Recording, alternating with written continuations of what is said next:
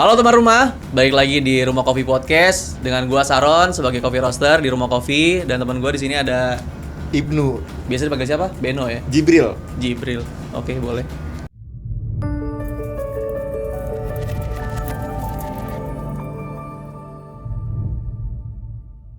Oke, hari ini kita akan ngebahas tentang seputar dunia kopi yang jarang diketahui ya Ben ya. Mungkin yang jarang terekspos oleh teman-teman yaitu adalah roastery.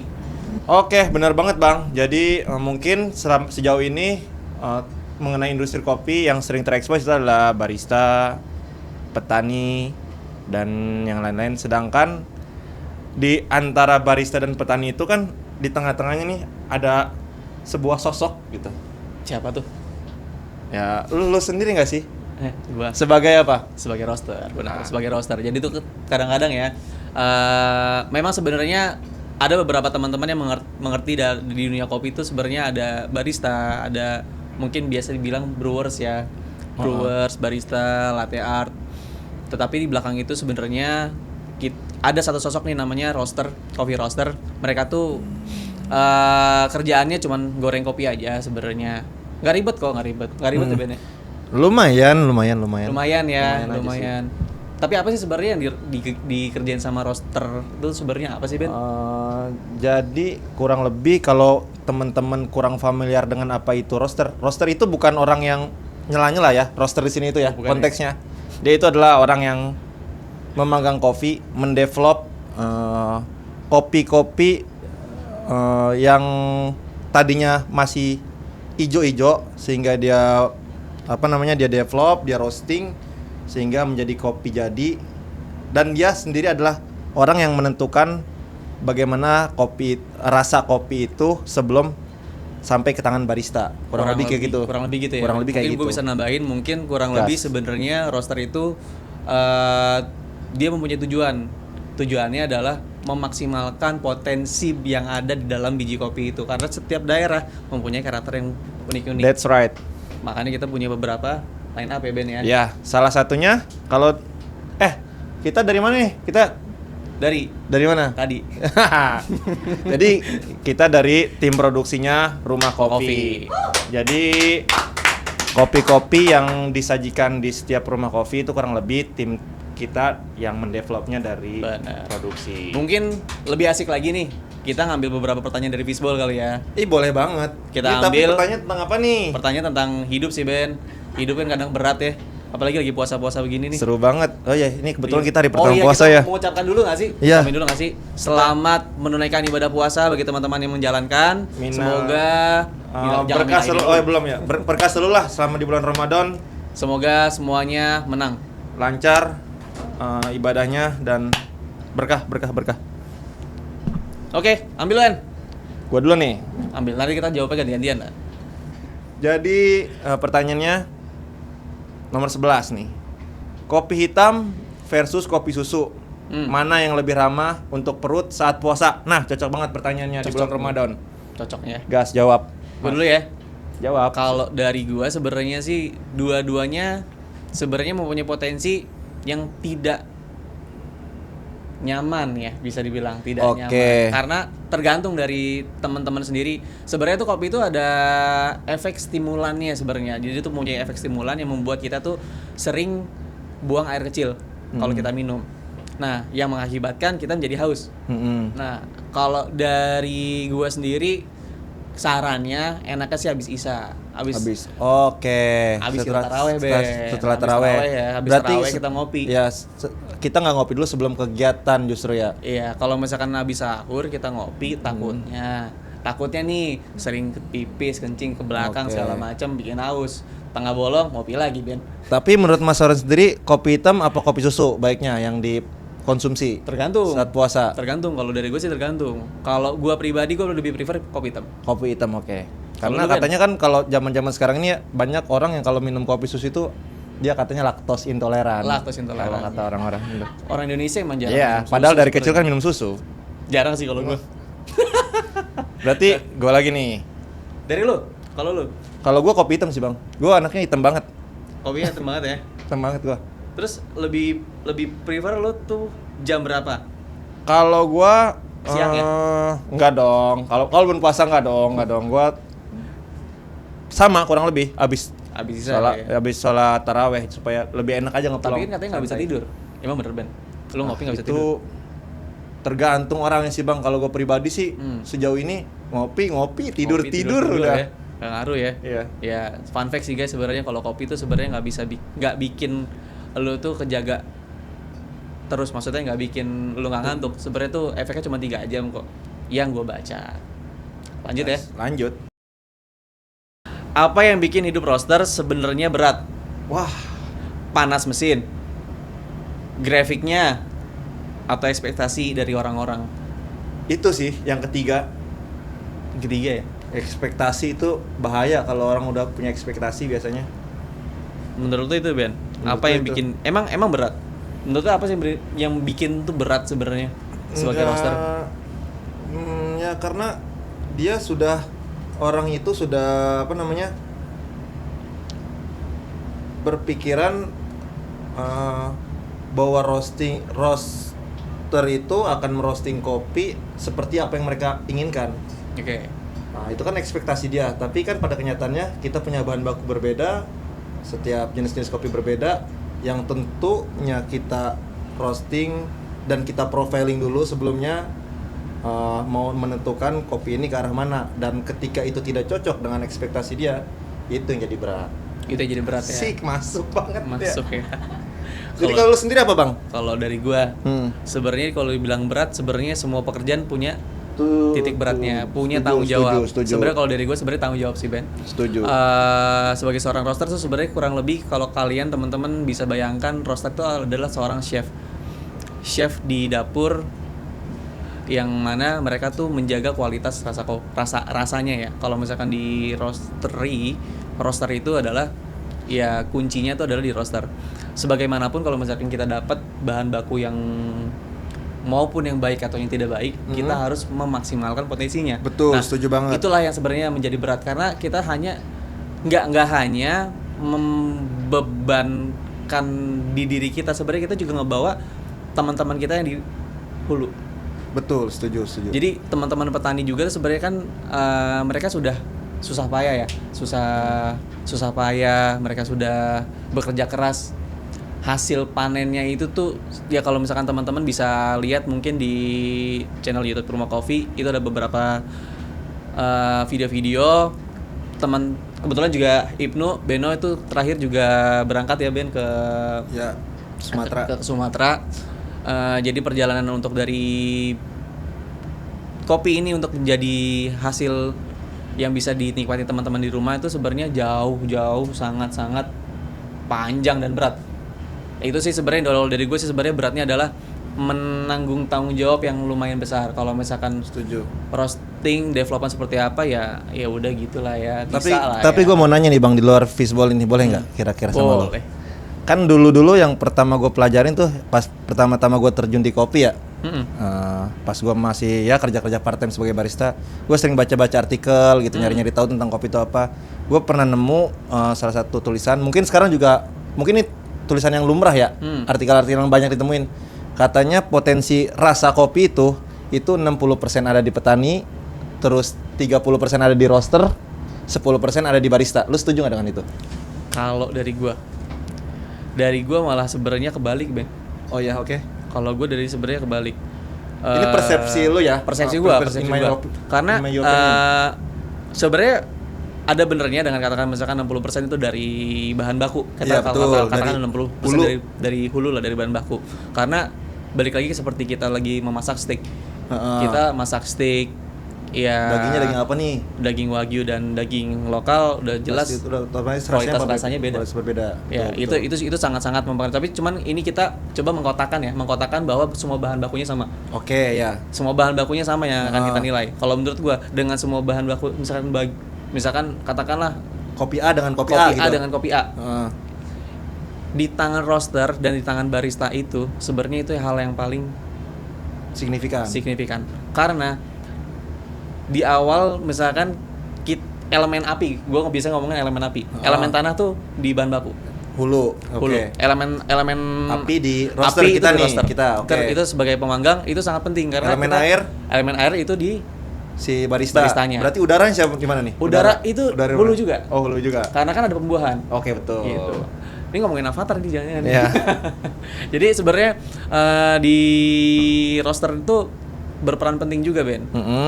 Kalau menurut gua tuh yang paling penting sebenarnya Iya. ujungnya adalah di barista. Di barista, oke. Karena Karena dia yang langsung menyampaikan kepada customer yang akan meminum kopi itu tersebut kan. kurang lebih seperti itu. Oke. Kalau misalkan kita pesan kopi, "Bang, pesan kopi dong, Bang."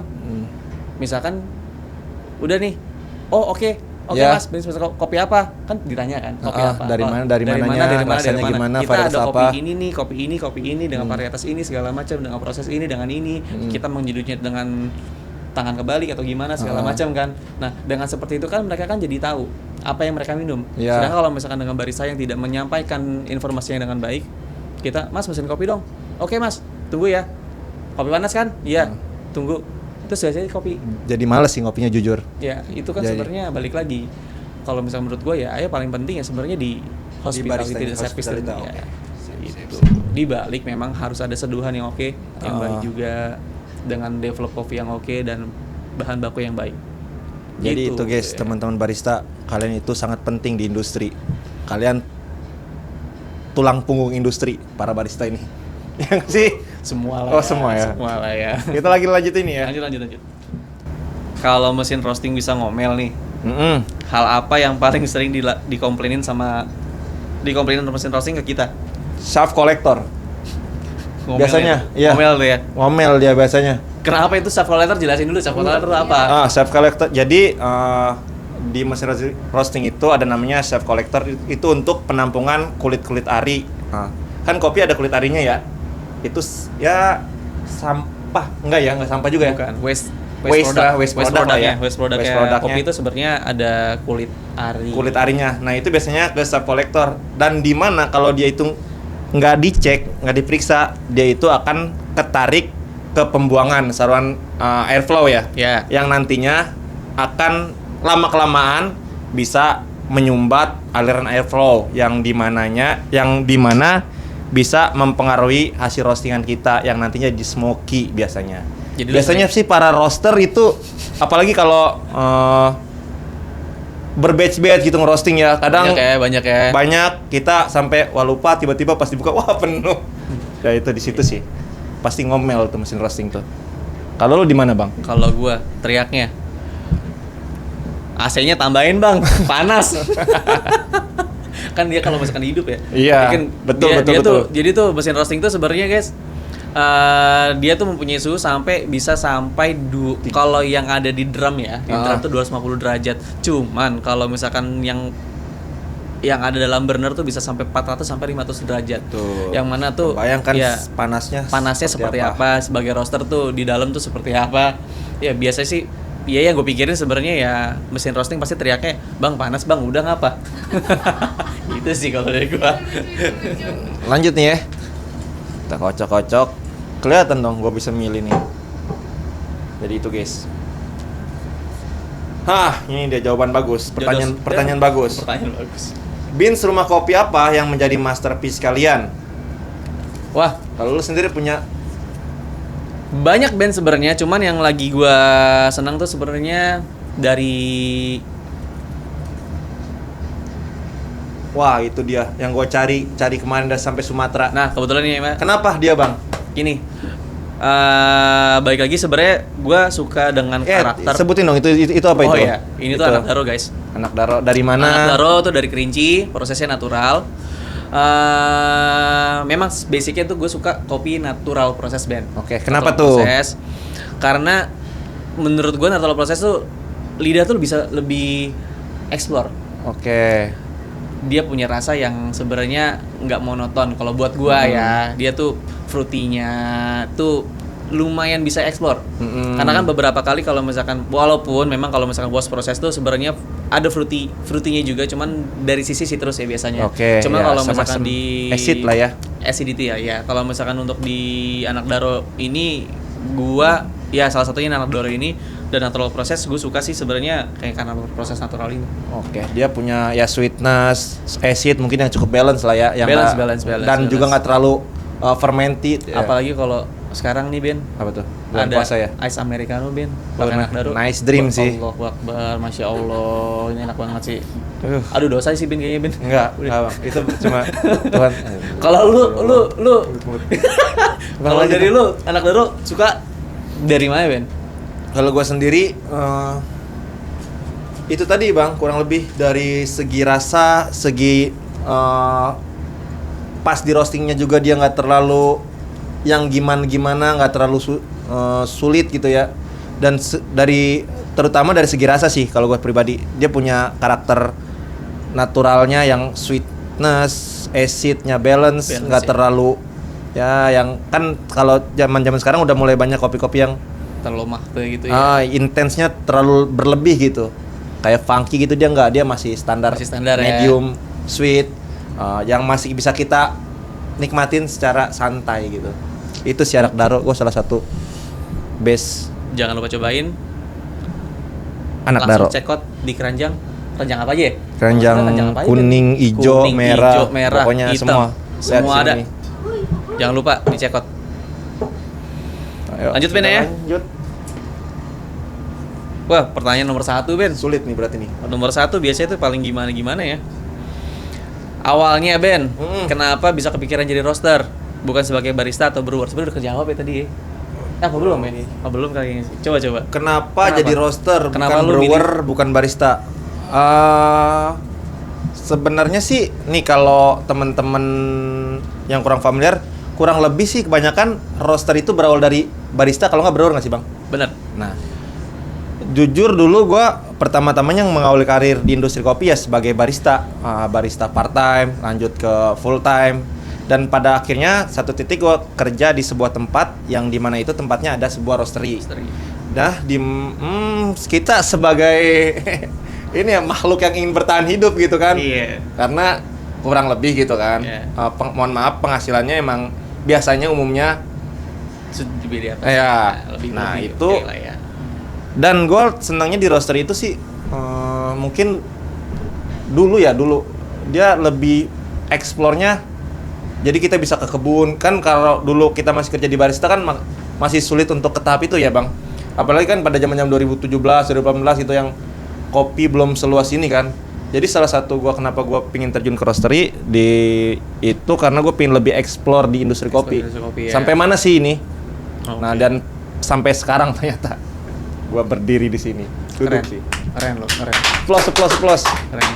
Kalau lu sendiri kenapa Bang? Lu milih ya. Tanya juga ya. Kenapa lu nggak jadi home brewer aja gitu yang lebih nyaman gitu? Bikin konten di rumah kan? Sebenarnya udah dilakuin Ben. Nggak harus panas-panasan. Udah dilakuin Ben.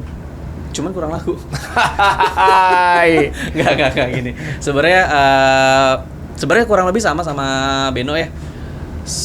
Gua tuh berawal di industri kopi di 2014. Tuh 2014 gua masih SMA guys. Lu lihat tulang punggung industri nih. Ada lebih tulang punggung lagi. Oh, ada di produksi kita ya. Jadi 2014 tuh berawal gue sebagai barista juga.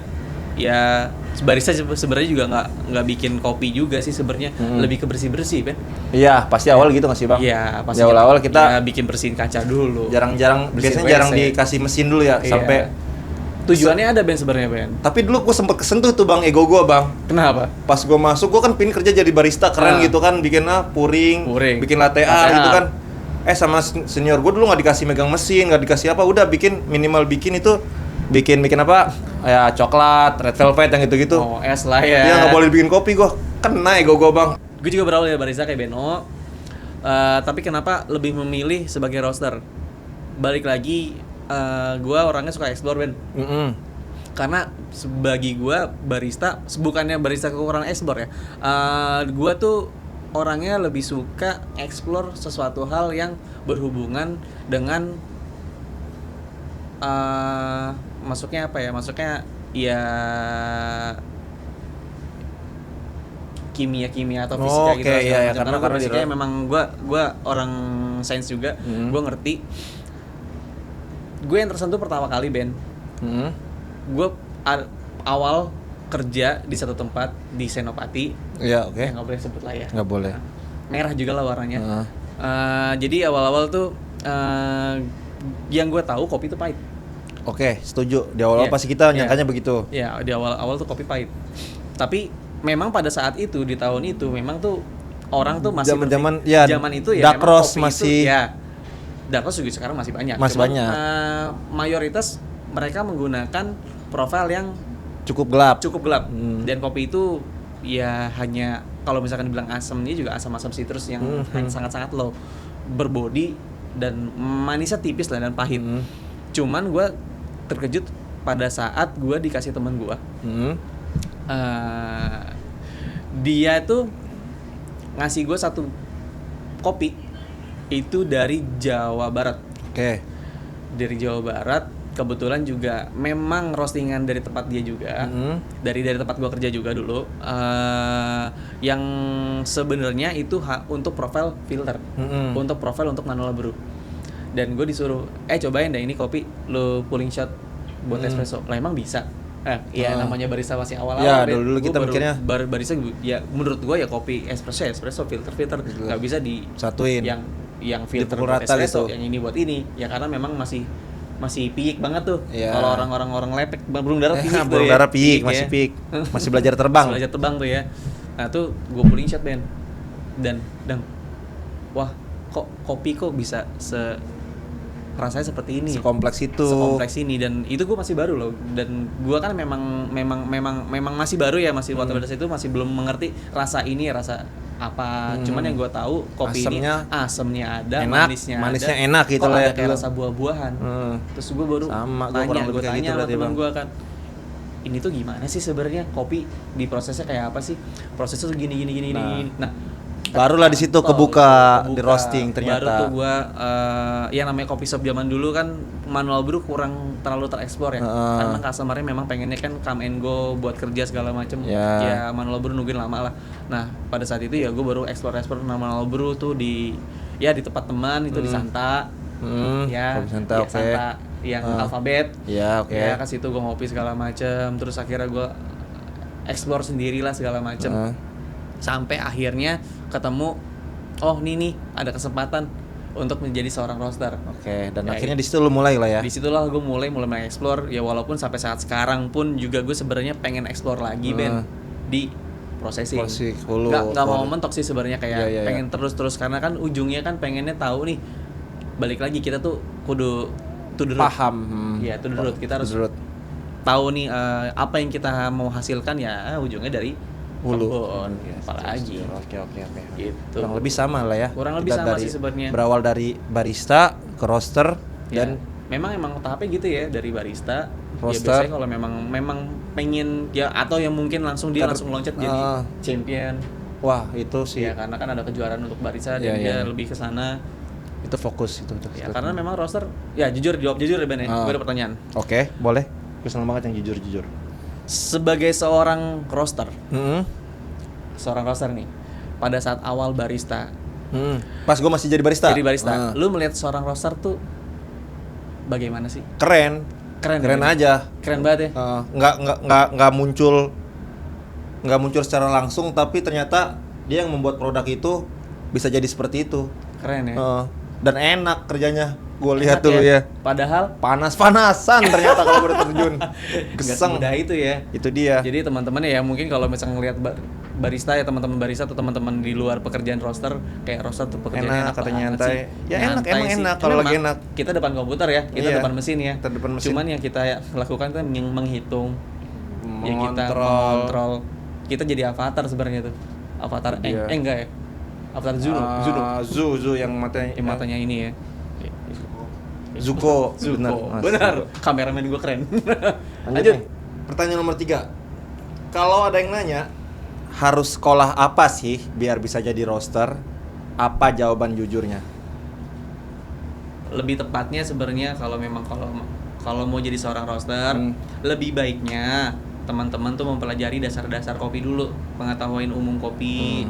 Lalu kalian juga harus mempelajari dasar-dasar dari barista, dari membuat kopi, karena balik lagi jarang dan bahkan mungkin tidak ada yang seorang roaster tidak mengetahui apa itu kopi dasarnya, Betul. cara membuat kopi seperti apa. Karena kan tugas seorang roaster kan sebenarnya itu menyediakan bahan atau produk untuk di apa namanya, tindak lanjuti, kata-katanya apa ya, untuk